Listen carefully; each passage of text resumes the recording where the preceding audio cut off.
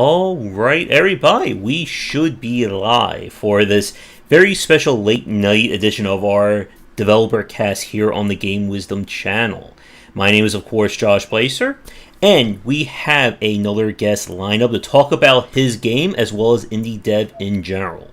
My guest tonight is the owner and designer of Squeaky, and he is currently working on the game Ruinarch. So please welcome to the cast, Ryan Sumo. How are you doing? Hey Josh, thanks for having me on. Thanks for staying up so late. It's I know time zones can be really tricky to work with, but I appreciate that. No, not a problem at all. I am a night owl by trade, so this kind of stuff is normal for me at this point. And the best part is we can, since you're new, we just can throw a random design topic at any time. There's one time we finished a stream at 1 in the morning, and we just talk for game design for 20 minutes. But it's great to have you on. And for the people watching, Ryan is located out of the Philippines, so I think it's 10 hours ahead for you right now, right? It's I think it's more like 12 hours. Okay. So right now it's around 10 a.m. for us. All right. Yeah, so I hope you are a morning person. It's a bit of a struggle, but we'll manage. All right, but it is great to have you on. I had a chance to play a little bit of Ruinarch. I think this was during not the last festival or the last Steam Summer Festival, the one before that. I may have gotten the key. I checked a little bit of it out there, and it looked like it was a very interesting game. I'm hoping to have some thoughts on it in the coming, hopefully at some point in the near future. Things have been, of course, very busy and crazy around here as well. Sure. But to get things started with, since this is your first time on the cast, for the people listening, can you talk a little bit about who you are and kind of what your background is when it comes to game dev? So I guess the probably start off maybe almost 10 years ago. I was a freelance artist. So I just started out doing freelance art for different games. This is when the App Store first came up. To be honest, my history extends beyond that, but people probably don't even know about. There was a time when there was no App Store and you were selling your games directly to the telephone companies, and the revenue share there was even worse than much worse than what we have now. But probably of most interest to anyone listening is that in the course of my freelance career, I ended up working on a couple of very popular games in the indie scene. One was called Space Chem. That's a little bit older, but it was one of the big when indie games first started coming out. Space Chem was kind of a big game that was by Zachtronics Industries, and so they've kind of made a name for themselves making those kinds of puzzle type games.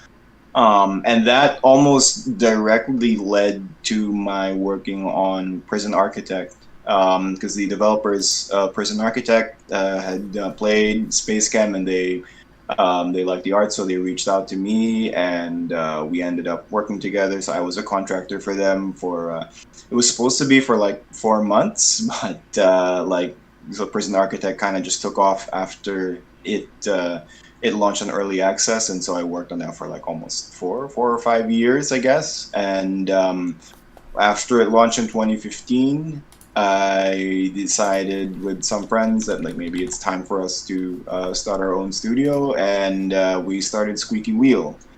And our first game was called Political Animals. It was a political strategy game. We released that in 2016. Didn't do too well, and so we kind of pivoted really quickly, and we released an early access game within less than a year in 2017 that was called Academia School Simulator. And we're actually still working on that right now. And Ruinarch actually is not, so we're not actually making Ruinarch. we published Ruinarch. So while we were working on academia, I'd found out like just on Twitter, just randomly scrolling over Twitter, like I saw what looked like an interesting game. I clicked on their Twitter profile, and I was surprised to find out that they were from the Philippines. So I just messaged them on Twitter, and then we exchanged a few emails. And then I realized that they were working like in a condo building that was like a 5 minute walk away from where my parents lived. And so I was like, well, I'll just drop by and chat these guys up. And eventually, I floated the idea of us like funding their game, since we've done pretty well with academia and we could afford to help them out. So we came to an agreement, and Ruinarch finally came out just a few, just a week ago, actually, August 25. Oh wait, that's 2 weeks ago. I don't know how to count. Yeah. So that's kind of where we are right now. All right, great. So, one thing I always like to ask guests, like when we kind of talk internationally, especially about kind of like the game dev scene for the area. So, how I guess are there any like other notable studios, or how is game dev in the Philippines? Sure. So in general, and this is slowly changing. And But in general, most of the game development industry here is based on outsourcing, right? So there's a lot of companies here that actually have done work on like major AAA games, like the Uncharted series or Gears of War, like all sorts of games that like are super like popular. A lot of like the artwork and the back end stuff actually gets done here. But like in terms of IP, there's like our own like original content. There's a small and growing like group of game developers that are releasing their own content, and we're one of the few who do that. I need to be kind of careful because like I'm not like, I know a bunch of people that are doing this, but I forget the specific names, and like the industry is small enough that like we're all kind of like friendly, and I don't want to like start mentioning some people and forget like other people. But yeah, there's a bunch of good content coming out. Like recently, there's a game called Lithium City that came out. It's like a cyberpunk, like maybe I guess you could call it like an action RPG kind of thing. There's a game that came out a few years ago called The Letter. It was like a visual novel / horror kind of thing, made by a company called Yang Yang Mobile. So there's a bunch of interesting stuff coming out, and especially in recent years, I think we've like smaller developers have found their footing, and are realizing that they can like put out content into the world and kind of like really make a go at it. So, and we're sort of like hoping that we can support them in some way. Great. And yeah, it's interesting when we talk about kind of the game dev scene, like outside, like some of the outside of the major countries, in terms of who's making like either like original games and who's kind of working on like freelance or outsourcing work. Right. I know. I think I spoke to a few developers from India who also were talking about kind of how they've been trying to kind of break out of just being like an outsourcer country and trying to make original projects. Yeah, I think that's a very it's fairly common. I mean, like even in terms of not just the game dev industry, but like whatever, like even like industrial like manufacturing and stuff, right? Like even with like that's like the history of China or Japan or some of these other industrialized countries. Like they start out like being like the factories that the Western countries would ship their stuff out to have it like manufactured cheaply, and then eventually like they learn the technologies, like there's technology transfer, and they figure, well, actually we can make more money going up the value chain by designing and releasing our own products. And I think that's like the natural like progression of things. And yeah, I mean, hopefully we'll be able to take advantage of that in the near future. So, you mentioned, of course, working on some of your other games and working with Introversion as well. Mhm. What attracted you to something like Ruinarch as kind of being like, was Ruinarch kind of like your first like published game with Squeaky Wheel? Yeah, yeah.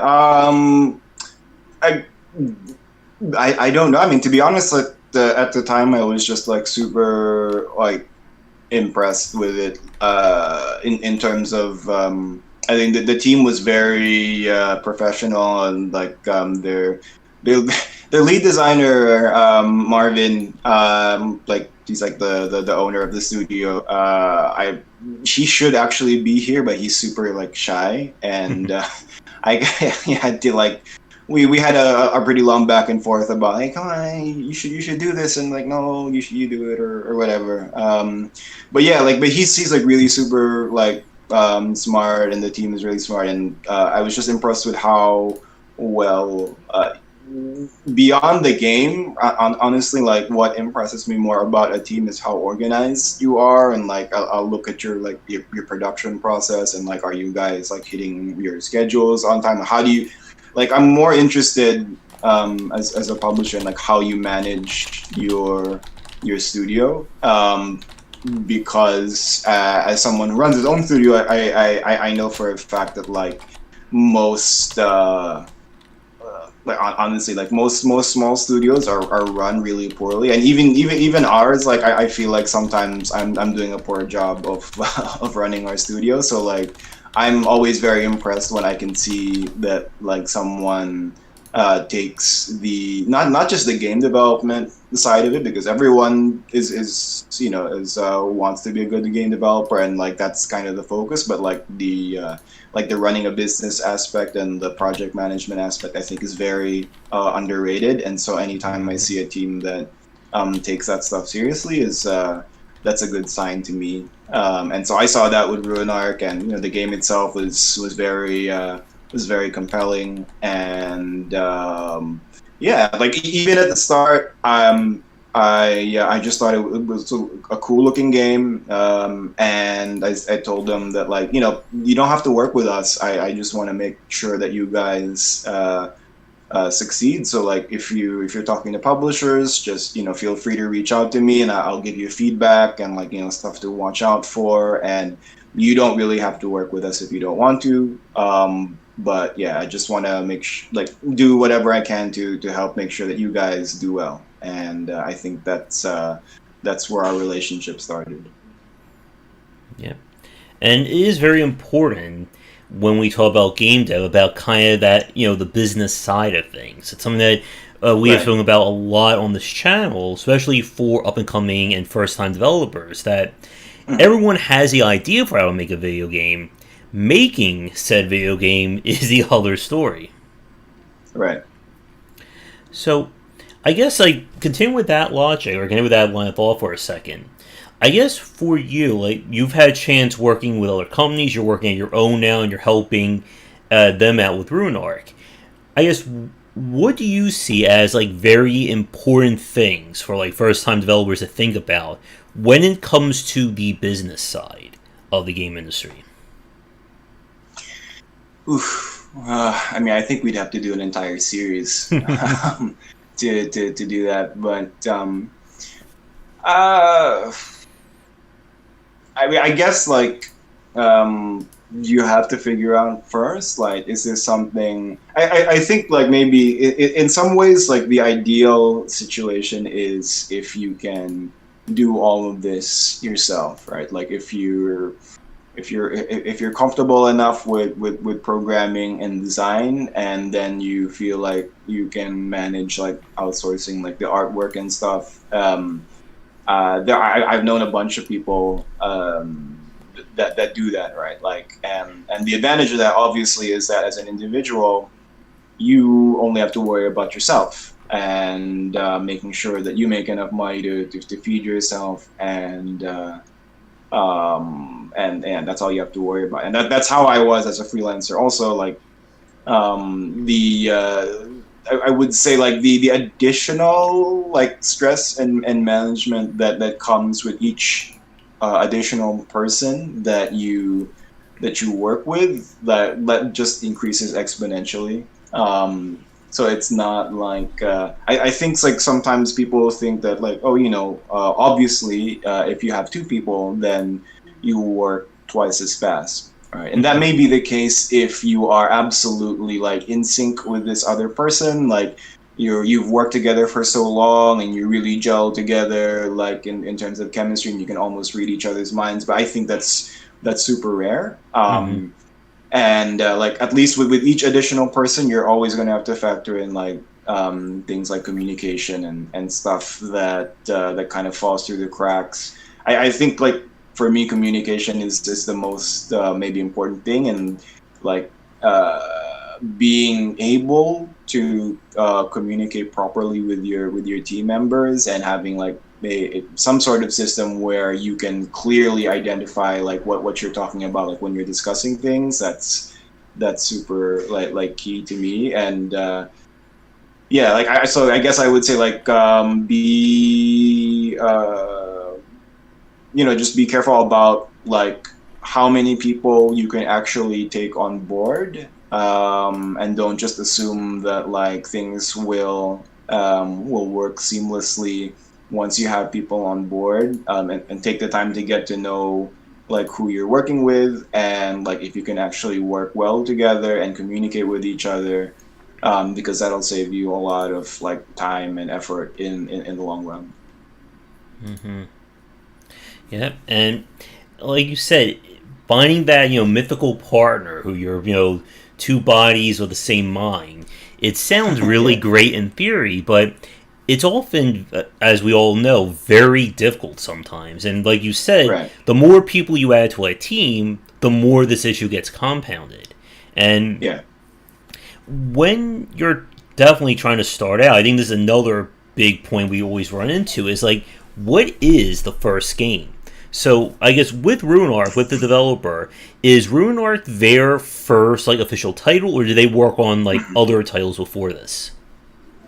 So for the team behind Ruinarch, they'd actually worked together previously in another company, and so I guess that was also something that was working in their favor. The fact that I knew that like, they'd worked together in another gaming company, and they had some experience, and they had some experience with projects that they started and the company shuttered and left behind. That's always a good sign to me, because it makes me feel like at least you know what it's like sometimes. Like it's like that some projects will just die, and like Yep. they'll have experienced some disappointment, and I think that's very important to have a taste of that disappointment, because I've certainly had my share of those disappointments, and I feel like that just makes you a little bit like tougher when it comes to releasing your own games. As for what the first game should be, but I mean, the easy advice is just like just put something out there, and then that'll be it. Like whatever your first game is, just put it out there. Just don't even think about like making money off of it. Just make sure it's out there, so that at least you have like something out there. But I'm not like it's hard for me to give that advice, because my route was sort of super circuitous, and by the time we released our first game, Political Animals, that was the first game that the studio had released on its own. But like cumulatively, we'd had like some experience like releasing games with the companies that we'd worked with, so it's not really an easy parallel. Yeah, and like you said, it's always good when developers know that failure is a possibility. Sometimes you do have to scuttle a project when it's just not working out. Because I have seen developers, and I'm sure for the people watching this live record, I am noticing from chat that I'm seeing some loss. I'm not sure if it's YouTube or my internet related. Hopefully it doesn't get too bad. If it does, I will turn this on in record form just as a backup. But let me know if it gets too bad for the people watching. But back on topic, yeah, I've seen developers who unfortunately run into that issue that the first idea is, it's their baby. It's that dream idea. I need to finish it. I can't stop it, even if it's 3, 4, 5, 8, 10 years in development. And it's very tough. Like we said at the beginning, that everyone can have that idea about game development, but grasping the business side is often where I think we see a lot of developers either make or break it.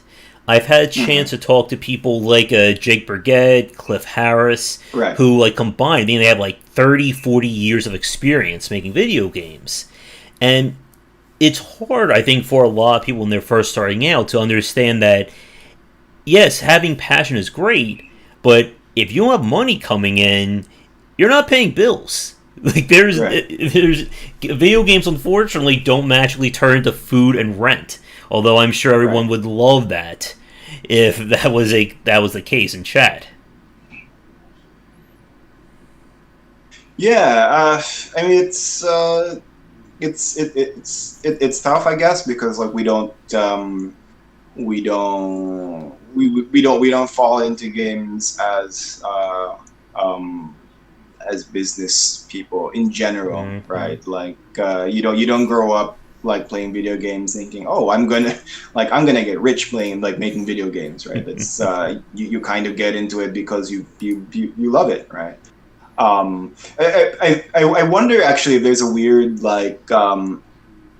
if people who so Cliff, I actually know Cliff actually was the publisher for Political Animals, and unfortunately for him, he made a loss on that. But good for us because we didn't take that risk. But I wonder if there is a small advantage for gamers who enjoyed playing sim games or business simulation games growing up, because it's sort of imprinted onto you already. I'm playing this game, but this game is about making money. If I don't make money, then I don't survive. And so I love playing games like that. I would play even just Lemonade Tycoon is a very simplistic game, right? But it's got a good game loop, but it's all about running that business, making sure you put the right amounts of whatever, sugar, or when do you hold back sugar, what are the kinds of things that you can save money on. And so you're already thinking about these things in sort of a business aspect. And so maybe there's a little bit of an advantage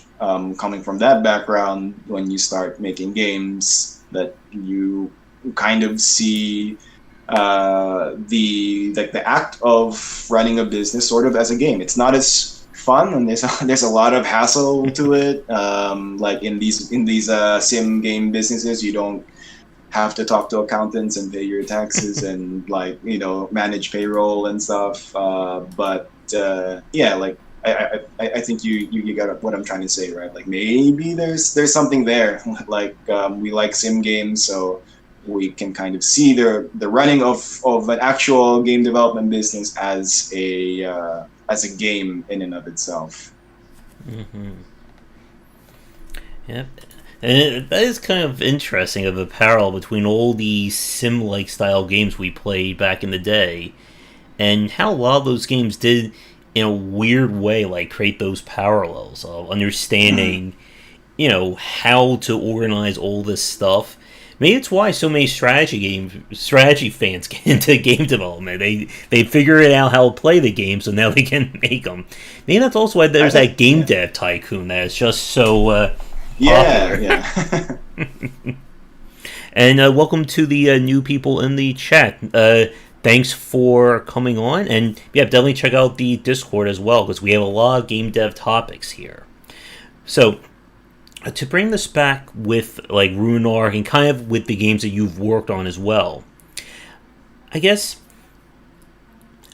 where do you think like I'm trying to think of how to phrase this like with working in the Philippines, and again, it's more of a third world country, are there any, I guess, unique or situational challenges you run into being a game developer there that we wouldn't see in someplace like United States, UK, etc.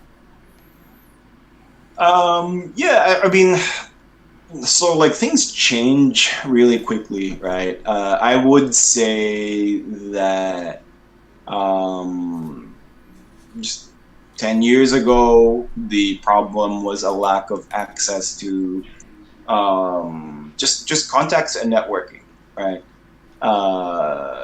Like we think that the internet as it is now, like is it feels like it's just been like this forever, but like 10 years ago is a very different thing, right? Like we like just the prevalence of like Discord or Slack or all of these like other ways that like you get to know people. That wasn't quite as widespread even just 10 years ago as it is now. So like for example, like as a freelance artist, what like my daily breakfast would be going onto a forum called conceptart.org and looking for like jobs that I could take on, because like as a freelancer you're always worried about it's always feast or famine, right? Like either you have work or you don't. So like every day, even while you have a project, you're always like trying to line up the next project. And now you have like, I don't know if it's better or worse, but now you have like Fiverr and all these other like just like built-in apps and stuff to help you find that work. So like so let's say you live in even this is a problem that I would say even happens within like the continental US, right? Unless you were in one of the cities that's like famous for game development, like say San Francisco. Your access to people within the industry is very limited, right? And so like just that networking and that access is something that we had to struggle with as developers for a very long time.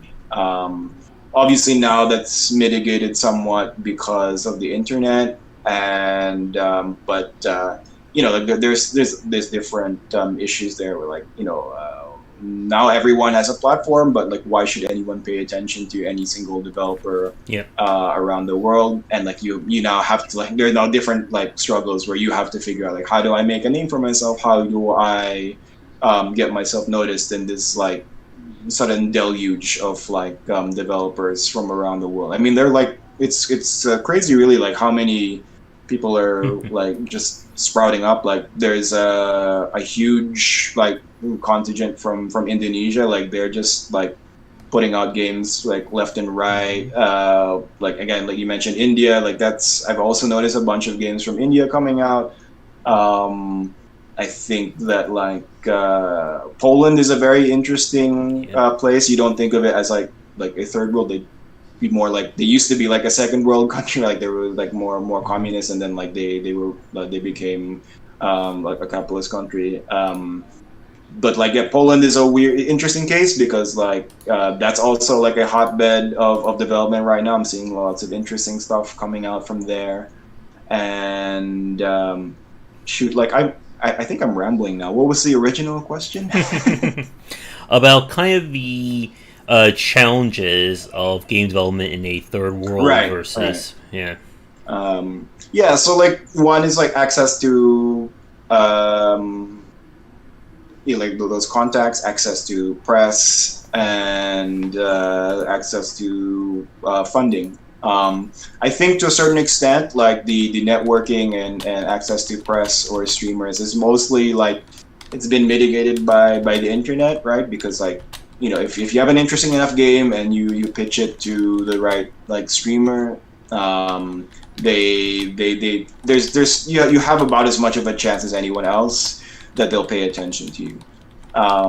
One thing that is still kind of lacking, although it is definitely changing, is the access to like funding. So there's a bunch of people who are like you want to make a game, but you don't really have the money to complete the game.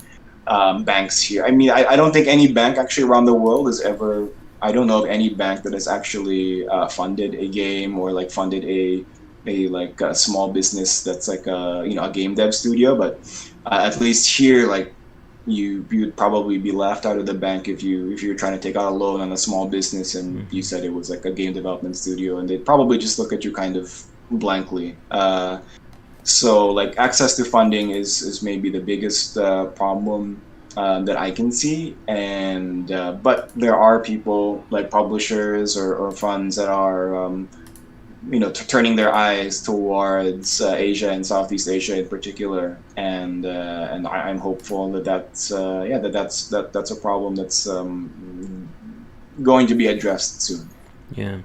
I remember I did an interview with a developer from Jamaica who was trying to bring the game dev scene out there.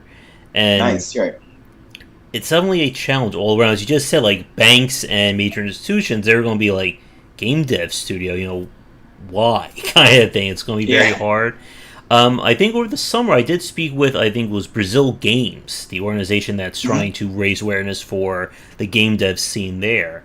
And I think that one of the nice things about doing so much with interviewing developers over the last, at this point, going on 8 years, it's been that things have definitely grown over the last decade. And I think one of the most standout things that it's not considered, crazy or, a fool's errand to get into game dev these days. It's not like no one's going to say, video games, are they really going to be around tomorrow? It's a, I think we're at like $1 trillion industry at this point with all the work out there. But as you said a few minutes ago, it's gotten to that point where there's just so much coming out that it's very hard for any individual studio to stand out.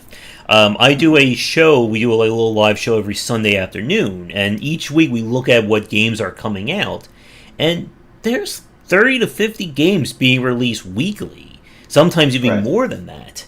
And it just runs that spectrum. You have games that there's unfortunately not a snowball's chance in heck that they're going to actually succeed, and then you have games that look legitimately like amazing, unique titles, and they can still fail and they can still get buried underneath everything else that's coming out. Right. Yeah, I mean that's it's tough. I mean, I forgot to mention also Brazil's a very interesting place. Lots of interesting like stuff coming out from there. Yeah, it is tough. I will say that one of the, we'll be talking about disadvantages. One of the advantages of living in a developing country is that where in general cost of living is lower. Although like I think that's there's always a trade-off there between like what kind of situation you want to live in versus like how cheap you want to live. And this is a common conversation because I'm on a forum with a bunch of other developers, and most of them are from like industrialized countries, and they whine a lot about like how our taxes are so expensive, cost of living here is so expensive. But yeah, you kind of have to balance that out with like what is the traffic situation here, like what is it like to live here, and there's just pros and cons to everything. But like I would say that like the cost of living here is a little bit lower, although since we live in like the capital city of the Philippines, Manila, in general it's more expensive than like the rest of the country. Like if you're willing to go to a very small town, sure, like the cost of living there will be much lower, but then access to stuff like like culture or events or whatever is much more limited, and and even the internet can be very, very like even in the capital, like our internet is pretty bad. So it just gets worse in general, like the further out that you go. So yeah, those are some of the trade-offs that you have to contend with. Yeah. Yeah, I can see the chat is talking about the cost of living. That's a topic definitely in of itself, especially like I'm on the East Coast of the United States, so I know it's not as bad, but I have definitely heard the horror stories of people on the West Coast, California, San Francisco, and just how hard it can be just trying to make a living there. I think that's also why I know a lot of indie devs I've spoken to over the last few years have gone to other countries internationally for that lower cost of living. What was the name of that company? I don't know if you heard the indie game The Dark Side Detective by any chance.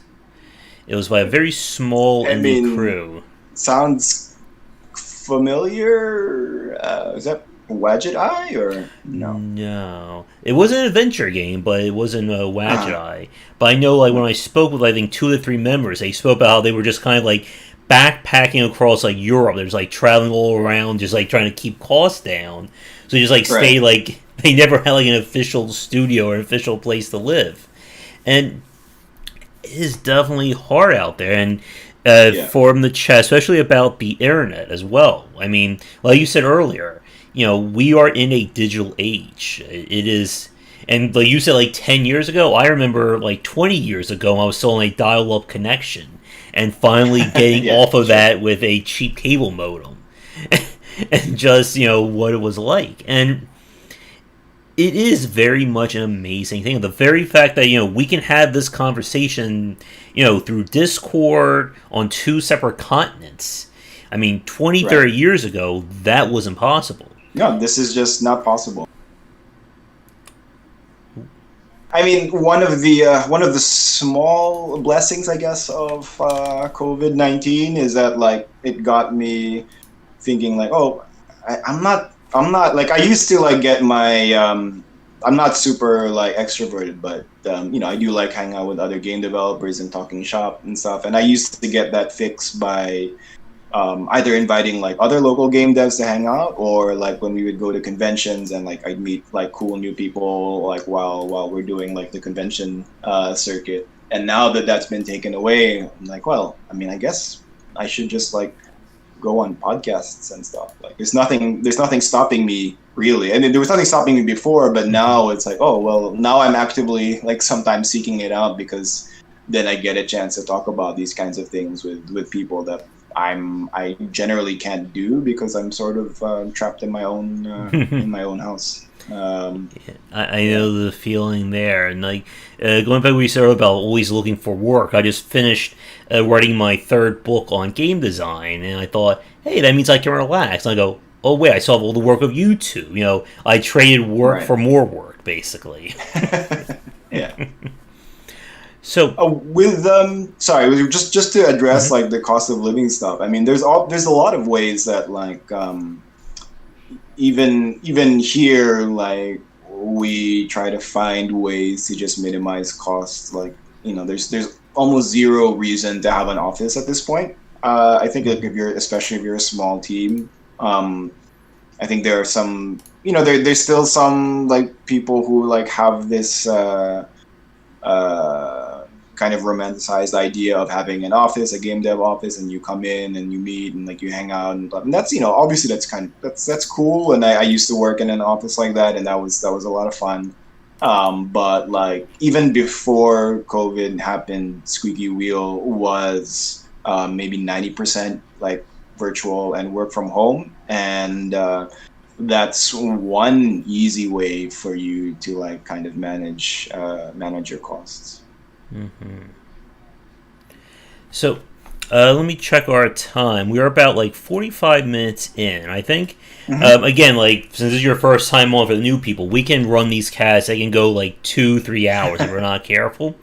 But if you have any questions for Ryan about the game dev scene, anything that any thoughts about tips or strategy, anything like that, let us know in the comments below. I figure we'll shoot for maybe another 20-25 minutes if that works for you. And Sure, that's fine. And like I always say to our guests, like there's nothing stopping you from coming back on. So if there's any other topics you want to discuss, or if you just want, just have another like game design, jam session here, let me know. I'll be more than happy to have you back. Cool. Yeah. So happy to answer any questions that the chat might have. Mm-hmm. So I did want to at least touch a little bit more on Ruinarch, since to help give it a little bit more of a spotlight and kind of give the game a little bit more awareness. So, for the people watching us live and recorded, what is kind of the elevator pitch for the game? So Ruinarch is an evil overlord simulator. We've discussed it as like we've discussed it like a reverse rim world. Like YouTubers have kind of taken to calling it. They've started calling it I am Randy Random now.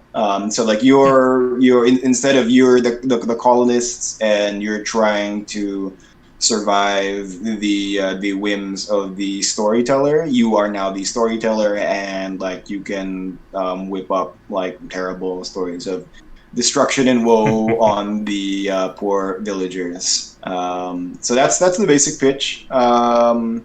It's a lot of it is about just like experimenting with different ways to create suffering, which sounds terrible, but like, and it also like just as a funny aside, like I'm a 38-year-old man, and Ruinarch has been quite successful, but I don't want to tell my parents about it because they're very Catholic, and I just didn't want to have to sit down and explain to them why our logo has a demon and why you are playing an archdemon, and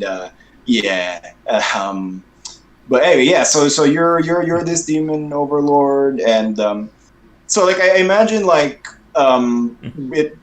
Like there were people who saw The Sims, right? Like back in the day, and they thought, "Oh, cool! Like it's like SimCity, but you're nurturing like a one sim, and you want to help them grow and survive, and like figure out what to do with their lives." And there's another batch of people that are like, "Oh, cool! Like there's a sim, and you can encase it in like a wall, in four walls with no toilet, no food." And no nothing, and then let's just sit and see what happens to the sim while while they suffer and die. So Ruinarch is kind of for the second person who wants to just experiment and see what happens. There's lots of cool like little so they have a spell system where I think they call it the elemental system, where you can kind of even like mix and match like different elements or different spells, and like just almost as a science experiment. Like for example, what was really cool for me was like, so you can like rain down poison on people, and okay, fine, whatever, that's cool. You can also like rain down like meteors on people. Okay, that's great. But you can like weirdly, if you rain down like a pool of poison and you throw down a meteor on it, like it creates a poison explosion. So like just weird stuff like that, where you can combine different elements and like find ways for them to interact with each other, and again like spread more havoc on people. And I know from the store page, it is described as kind of like a storytelling kind of tool, very similar to Dwarf Fortress, and that right. you put a few things down and you kind of just sit back and watch what craziness happens. Yeah. How? So that's in some ways that's that sort of works against us. Like when you read some of the reviews, I think people are like a little bit confused. Like, like these people aren't like the villagers are not really putting up a fight. Like the game is too like quote unquote easy. But it's sort of not the point of the game. But then they're taking that criticism to heart, and like they're finding ways for the villagers to be a little bit like more, I guess, like to have a little bit more fight back, so that at least you're wreaking havoc on them is just a tiny, like a bit more challenging and a bit more interesting and satisfying in that sense. And it's always difficult about trying to get the challenge level. If there should be a challenge level for these kinds of games. I know, as you said earlier, you worked as the artist for Prison Architect, and that's another Right. one of those games that also had that very interesting balance of how much of a challenge we want this game to be versus just pure sandbox. Let the player throw Right. whatever they want and just see what happens. Right. Yeah, it's. I mean, it's tough. I'd like to say that there's some sort of formula or like perfect, yeah, like golden mean or something that you can approach, but it's just it ultimately depends on like on your instinct as a developer and a designer. Like you can. So one of the problems of early access is that it's very easy to say that we'll take the feedback from the community, and that's something that we've done with academia. But there's like a difference between just doing whatever the community says and like assuming that that's quote unquote like the best thing to do versus taking community feedback and then kind of like discerning like based on your instincts as a designer and based on like the design of the game, what you feel is a good idea and what works best in the game versus just like doing whatever it is like everyone tells you, because like that's weird. Like at some point, if you're just doing whatever your players tell you, then like it starts to become like just a Frankenstein's monster of a game, and I don't think that's a very good way to actually make a game. I could be wrong. And that discussion about knowing what ideas to keep, what ideas to throw out, that's another podcast right there. Yeah. Shark is my co-host for the live shows and chat, so that's another thing I think we've either talked about or we need to talk about as a topic, because there's so much to unpack with that. And right. especially if you're making a game in early access, and you're, again, dealing with constant or consistent feedback. And yeah. That's easily like another thing we could segue into if we had the time, like that idea of how much feedback do you take in, and like we said earlier, like for some developers they'll get no feedback and they'll be left wondering, is my game good, do people like it? And some developers get all the feedback and then it turns into, okay, do I listen to everything, do I listen to nothing? And unfortunately it's one of the reasons why I started with Game Wisdom, is this whole idea that there's so much to game development beyond just saying, I have a great idea. And so many ways for a game to fail that you may never see coming. That's definitely a tricky thing. So that's one thing that I advised Marvin about, the lead designer of Ruinarch, that like, like at the start it was great. Like, so I mean, in some ways this feels like self-defeating, but I've been public about like disliking Discord. Not so much because like it's a bad service. It's a great service. We're using it right now to chat, right? And I've kind of recently been a little bit more open to it, but like at least for the past few years I was very anti Discord, and not so much anti Discord, but like anti like feeling like it's a necessary thing to have in order to succeed. Because like one thing is like, sure, anyone can put up a Discord server, right? And that's fairly easy. But can you maintain the Discord server? Like, who among your team is going to maintain the Discord server? Who among your team is going to engage with the players in a constructive way. Like Who's handling that's social super complicated. That's media? not Yep. like that's not that's not just like so like it frustrates me like when people say, oh, you should be on Discord. It's like, okay, well, like answer me these questions and then tell me again like that I should be on Discord. And the only reason we're on Discord now is because we have a little bit of like extra money that like we hired someone to help us out freelance to like as a community manager, and that's been great. Like she's been great, and like but it took us a really long time to find that person that I felt like had, you know, not just the competency but like kind of the personality to be able to manage that kind of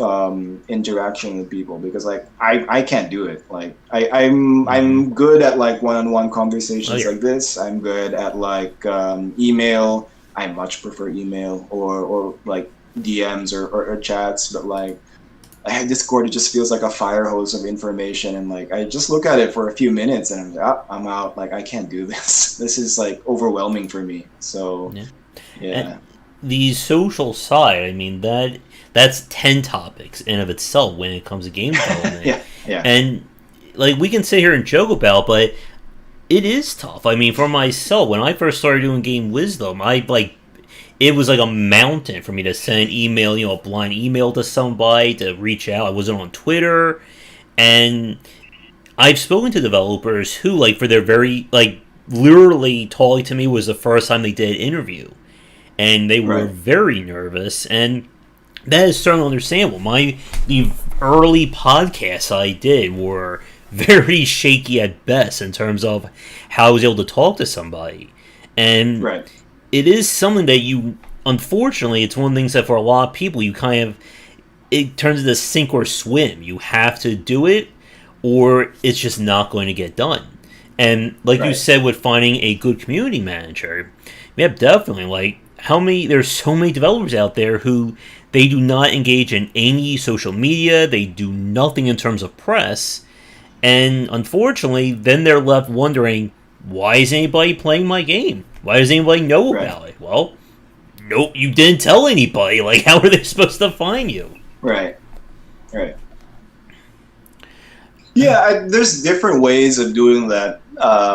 Obviously, like I said, like I don't necessarily think that Discord is the one and only way to do it. Like we certainly survived without Discord for quite a few years. I will submit that like the Discord community probably had a really had some impact on like how well Ruinarch has done, and like and you know, they've been great so far. I mean, you know, but like even with like a minor success like Ruinarch, we had enough of a Discord, like it was large enough that we had some hiccups with, like, you know, with any community, right? Like the larger the community is, the bigger the chance that there will be bad actors. Like one time I got a message at like around 2 a.m. from our community manager saying like someone named, like, even just the name of this guy was like a huge red flag. Like his nickname was Serbian War Criminal, and I'm like, dude, like what are you doing? Like what you've just like outed yourself as like probably not a good person. Yeah, true enough, they were kind of running amok on the server, and you know, the server was young enough at the time that we hadn't like put like all the proper like rules in place and stuff, so it was a bit of a to do. But you know, with that, after that experience, we're like, okay, like we need to sit down and talk about like what are the rules and how do we make them clear, and so that like if someone, you know, goes beyond those rules, we can comfortably ban them and say to everyone else, okay, like this is why this person was banned. You know, these are the kinds of behaviors that we're not willing to accept on this server, and you know, just deal with it. Like you can always go to a different server, but at least for our official Squeaky Wheel server, these are the rules that we want you to abide by if you want to stick around. Yeah, and again, like, it's all these little things that we've spoken about over the last hour are things you don't necessarily equate to game development, Right. but they certainly. I think the simplest way to describe it is that you wear many hats if you want to Yeah. succeed in this industry. Now, there is one thing that I wanted to touch on. I know we're about to hit an hour, and for the chat Mhm. watching, I think this will be officially last call. If you have any questions and you want to ask Ryan about Ruinarch, Squeaky Wheel, game dev, etc. But one thing that I wanted to ask you about is kind of your thoughts on early access. Obviously, you worked on Mhm. Prison Architect. That was kind of like the poster child for early access Right. success for quite some time. Ruinarch is obviously in it as well. And for the game that you work on, the Academia one, did that go in Mhm. early access or did that just come out? Yeah, yeah, Okay, we're still we've been in early access for about 3 years with Academia. okay, We're hoping to release like version one soon. okay. "Quote unquote" Yeah, soon. It's the that's the standard yeah, response for any developer. yeah. So Never commit to anything. exactly. So I wanted to ask you then, what are your thoughts on early access? Because as we've said, with so much about how game development has changed over the past 10 years, excuse me, early access is certainly a huge example of this. And Right. I have seen games, again, sink or swim, all depending upon how they went through that early access period. Yeah. I mean, I honestly, it depends on the kind of game that it is. And I'm not the first person to have said this, I'm sure, but like, um, probably games like narrative based games or adventure games Mm-hmm. like point and click adventure games or RPGs that they it just doesn't make sense. I think again I could be wrong, but like at least it's not a very good fit in terms of early access because you're kind of revealing too much. If something is narrative based, like you're kind of revealing too much Mm-hmm. with an early access, such that like maybe there's nothing to look forward to when you actually release. But again, maybe someone can prove me wrong. For games like ours, like simulation or like strategy games, I think it makes like perfect sense. And there's almost honestly, I feel like there's almost no reason not to do early access in one way or the other. It serves so many purposes. Like it's a proof of concept. It's like maybe a proof that like people are actually interested in this kind of game, and it's something that we should like keep working on. Mm-hmm. It's a good way to figure out like the balancing of your game and how to tweak it and adjust it before you do like before you do version one. Uh, in some ways, like I think that early access is beneficial in that like it's there's this thing called games as a service, right? Where you're just like working on the one game and you're like constantly pumping out Mm-hmm. updates to the game, and that's just like the one game that people play. And early access, I think, basically is a form of that because like you can't do early access. You can't just like do early access and then like not update the game until Yeah. version one, right? That makes no sense. So like with early access, it also builds the discipline of like we have to do updates every like X months or something, and that helps. If you're a new team or a young team, that's also good in building like your discipline with just like um, re- like releasing updates on a regular schedule and then fixing the issues as they arise. Um, you know, uh, Conversely, probably that also can extend the development of a game because you're constantly like fixing bugs, constantly worrying about like other issues like UI issues that in more traditional the game development process, like that stuff just gets ironed out usually at the end of the game, right? Like all the polished stuff will happen in the game. The game will look like a piece of trash for like Yeah. 1 year, and then like for the last couple of months, like everything is just thrown into polish, and then that's the final game that players will see. Whereas with early access, it's a constant like tweaking, a constant fixing of these things, and Mm-hmm. it can be exhausting, and I have been quite exhausted and burned out a few times during the early access process. But that said, I think anyone who's doing like a sim or a strategy kind of game where this feedback is important, I think there's almost no reason not to do it. Yeah. And yeah, like I have spoken to developers like Red Hook Games, Misfits Attic, and a few others who went the full Right. early access route, and it greatly benefited those titles, especially if your game is very systems heavy, and there's Yeah. no way a single developer or a small team of people can properly test every system, every mechanic in your game to make sure it's perfectly Right. fine tuned. And Right.